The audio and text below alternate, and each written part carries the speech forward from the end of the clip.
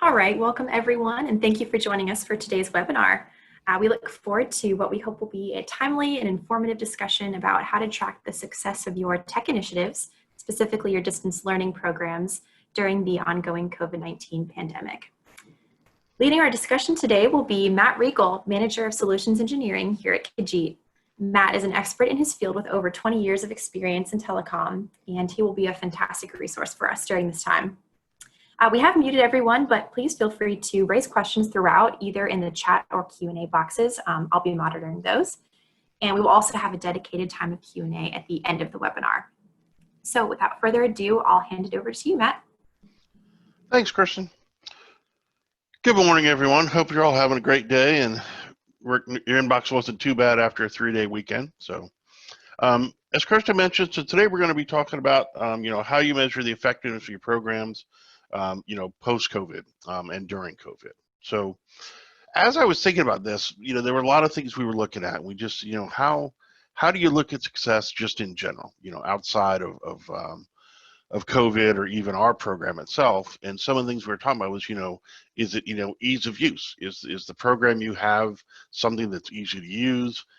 Is it something that, is used by a lot of people with the adoption rate? Is it something that they find helpful? And, does it lead to some sort of productivity increase? And there's a variety of other things too, but these are just a few. So let's talk about, how we want to look at this from the tech side of things. And before COVID, when it came to distance learning, you had different things, here. So you didn't even have distance learning before COVID, of course. So, in your classes, it was, okay, who shows up? What's your attendance like? How many students are there? Then, also, do they participate in class? Are they actively engaged? Are they adding any value? And then, lastly would be, any of your homework assignments. Are they getting completed? Are they turned in on time? So those are all pretty standard. And from an academic perspective, those apply at all levels, from K to 12 to community college to higher ed. But obviously post-COVID, things have changed because we're not in person anymore. So how do we handle that? And here with our Sentinel tool, which we're going to talk about coming up, here's some ways we do that within Kajeet. So one of the first things we do is, we can look at the usage by hour of the day. And I'll show you charts of these coming up, is, when these devices are actually being used. Is it 8 a.m.? Is it 12 p.m.? Is it 2 p.m.? Wherever that happens to be, and we've got some great tools that'll show you how to do that. Then you also can look at the utilization rate. Are these devices being used? What percent of them are being used? Are, beyond the time of day, are they even being used at all? So we've got reports that are automated that can show you how to do that we'll talk about. And then we can look at, okay, we've talked about when they're online, but now we can see, okay, how many hours total? Is it 1? Is it 2? Is it part of that? And then lastly, what's allowed and what's denied. So with our filtering being CIPA compliant, we've got quite a deep bench of reports that you can pull to see exactly what the students are doing when they are online. So in terms of how we do this, I mentioned Sentinel here. This is really our bread and butter of how we run everything within Kajeet. So Sentinel is our proprietary platform. We have 36 different patents on the way that we manage and shape data traffic. We are the leading provider of wireless internet for students in a home environment. So, and what's nice with ours is beyond the connectivity, we also provide the reporting.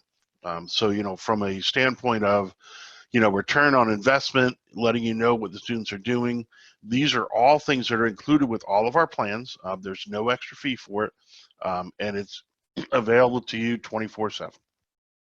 So to kind of build on what we talked about before, you'll see here, this is the screenshot of the dashboard which we're going to cover. But we can look at the utilization rate. As I mentioned, let's see how much these devices are being used. We can see how much homework they're doing. I mentioned the blocked and allowed sites. And then we can also look at the data used by hour of the day, which I'll show you that coming up as well. And one last thing here I'll mention is all of this data can be pulled up at the account level. So it could be, say, by campus, by individual school, or it could be by program. So you might have a program that spans multiple campuses. Maybe it's your homeless students, maybe it's the honor students. However you want to have it set up, we can. So you can pull it up by group, but then you can also pull it up by individual student as well. So in terms of the dashboard, when you get in, you can see we've kept it relatively clean. You've got your dashboard here. This is what you would see. But the first thing that I always recommend for people, if you want to start looking into your program and measuring how successful you are, is go right here to this. These two options here is either share the dashboard or download the dashboard, and that will give you a snapshot of all those activities that we mentioned before. So when we click on that, it will generate a report. And that goes to 3 key areas we want to look at, right? So the first thing we look at is usage by user, right? So here's that adoption rate that I mentioned. You can see here, we've got a number of 429 devices.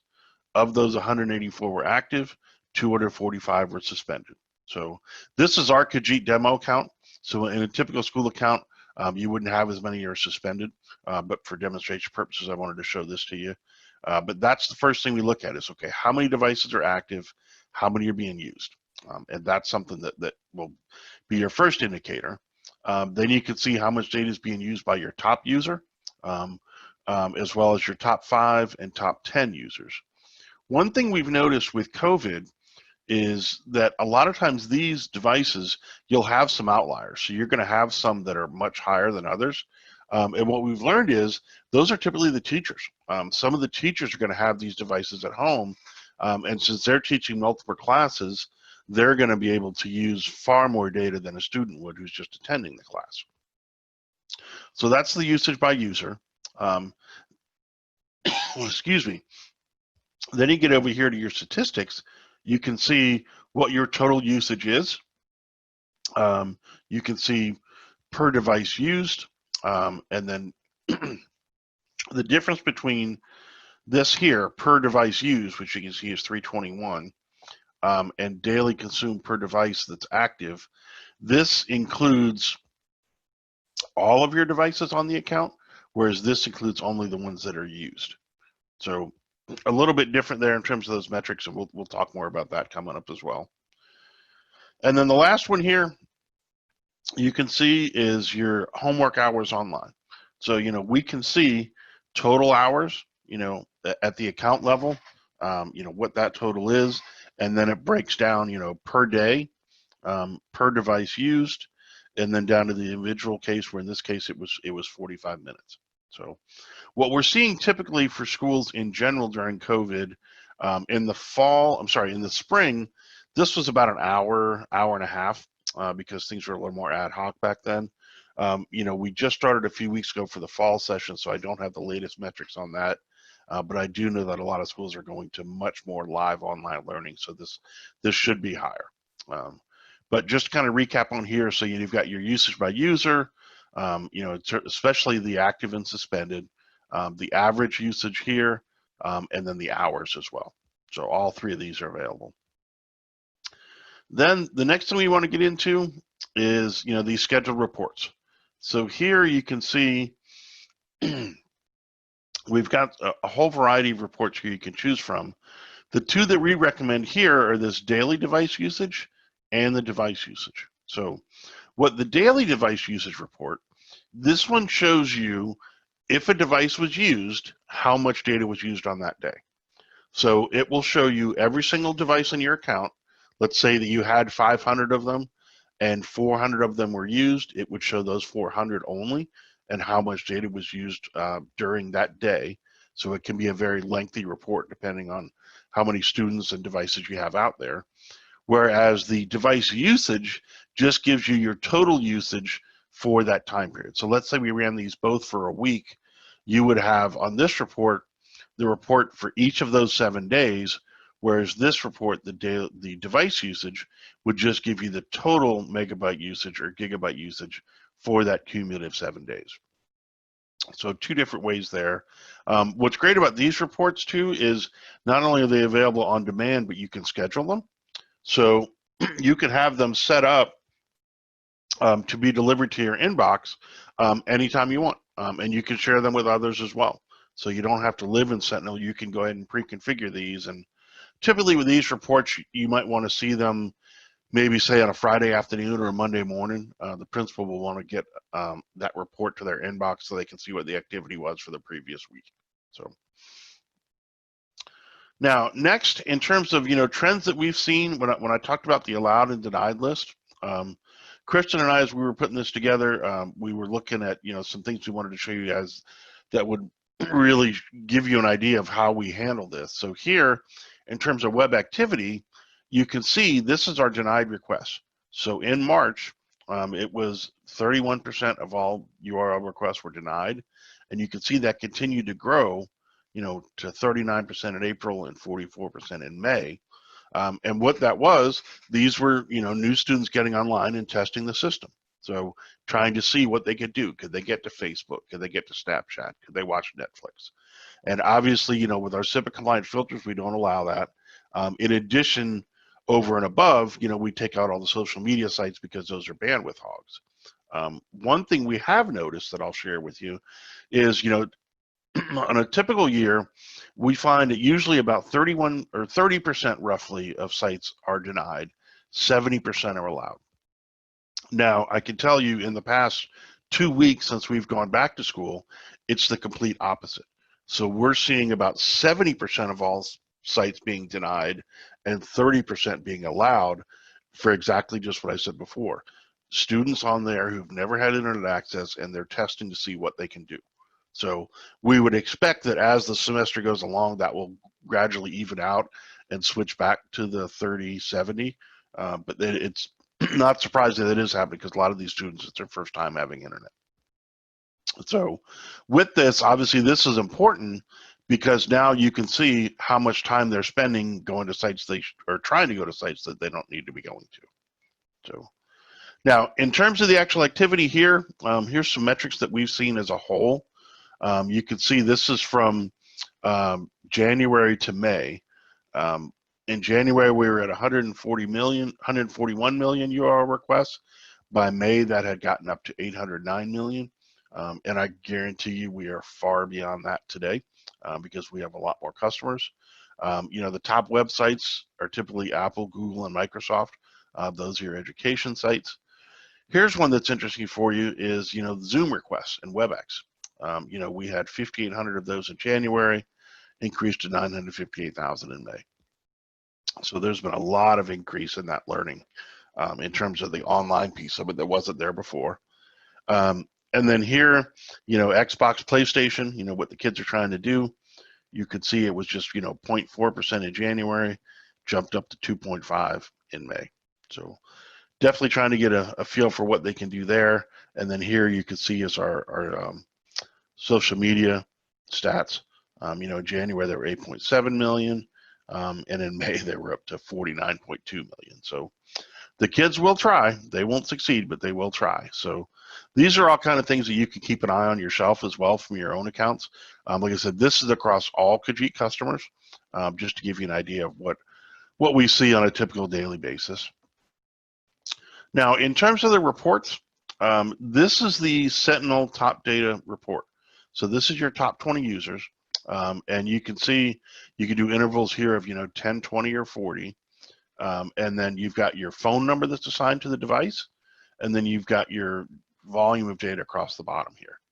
So if this were a live report, when you put your cursor on it here, there would be a box would pop up and it will tell you the typical cellular info for it, as well as it does have a nickname field. So you can name these devices any way you want. It could be perhaps a student ID number, maybe it's demo 1, demo 7, demo 24, whatever you'd like it to be to make it easier for you to find them in the reporting. One thing I will also point out here is we do not store any personally identifiable information. So for security and privacy reasons, that's just not something we want to get into. So that's one less thing you've got to worry about then as well. But this way, in this case, you can see this one was way higher This was a heavy video user, and that's why that one was so much higher than the rest. Then here, in terms of the usage by hour, this one is a great report that schools use a lot. And you can see here, you've got weekday and weekend, green and blue. So you can see exactly when that usage is. And as I mentioned, this one was our account, so we do a lot of testing on the weekends. But a typical pre-COVID was very high, after 3 p.m. So the evenings when the students were truly doing homework. Now it's gone a little bit different, where you've got some in the morning, all throughout the day, depending on what the student schedules are. And then you can see it breaks down here, your total hours, the 3,188, your averages, 106, all the way down to the individual user, which in this case was 1 hour and 29 minutes. Now, in terms of the reporting, here's where you can see the allowed versus denied. So you get the spreadsheet here. I'm sorry, spreadsheet, excuse me. The pie chart here showing you exactly what's there. These are all listed out, in order of precedence. And then you've got your pie chart showing both of them, allowed on the left and denied on the right. And then we even get into categories. So you can see exactly, what the categories were as well, in addition to the domains, so you can see where they are. So the big thing here that I really want to stress is that with these different reports, there's a lot of ways you can go about doing this. And once you become a customer, we have regular weekly training sessions on these. And so in addition to your account manager, you'll have your launch call, and we are more than happy to help you with these. One of the things we pride ourselves on is being very supportive of the customer and ensuring that you are getting the most out of what your plan includes. And we have a lot of experience, so we're more than happy to share, the expertise that we have on these. And, today has just been a quick overview of that. We could spend a whole hour on Sentinel. But there's quite a bit of tools in here. We just want to give you guys an overview of what's available and kind of a sneak peek under the hood. And I believe that is it there. So, Kirsten, do we have any questions in the Q&A at all? Not yet, but if anyone has anything they want to ask, feel free to ask it now. Yeah, and I think we should be able to. Let me see.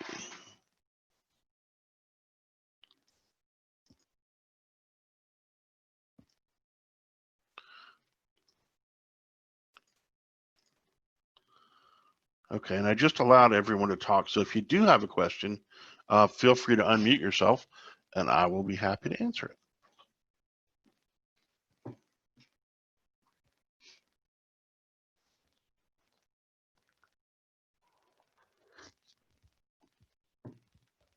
Nope.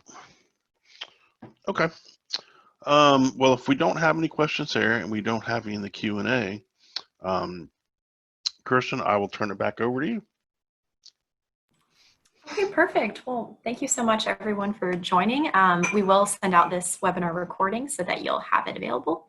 Yeah, and thank you, Matt, so much for leading this discussion. Feel free to reach out to us with any questions you might have. Matt, I don't know if might be a slide with your contact information at the end, but yeah, so feel free to reach out to Matt. I'm sure he or myself, I'm Kay Kiley at Kajeet.com, to answer any questions you might have. So thanks so much for joining, everyone. Have a great day.